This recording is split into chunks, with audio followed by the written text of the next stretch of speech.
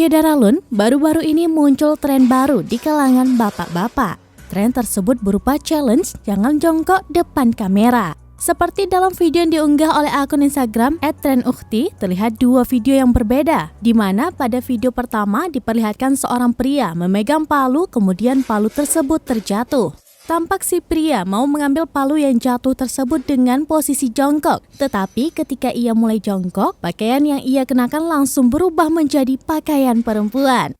Video pertama tersebut merupakan challenge-nya. Nah, pada video kedua terlihat seorang bapak yang tengah mencuci piring. Tampak beberapa peralatan terjatuh ke lantai. Namun karena takut kejadian pada video pertama terjadi pada dirinya, si bapak memilih melakukan hal yang rumit. Ia menaiki tempat cuci piring sambil tiduran, kemudian mulai mengambil peralatan dapur yang jatuh tersebut. Meski tampak kesulitan, si bapak berhasil mengambil alat-alat yang jatuh tadi tanpa jongkok di depan kamera. Pantauan Serambi TV pada Selasa 26 Juli 2022, video tersebut sudah ditonton sebanyak 1,8 juta kali tayangan.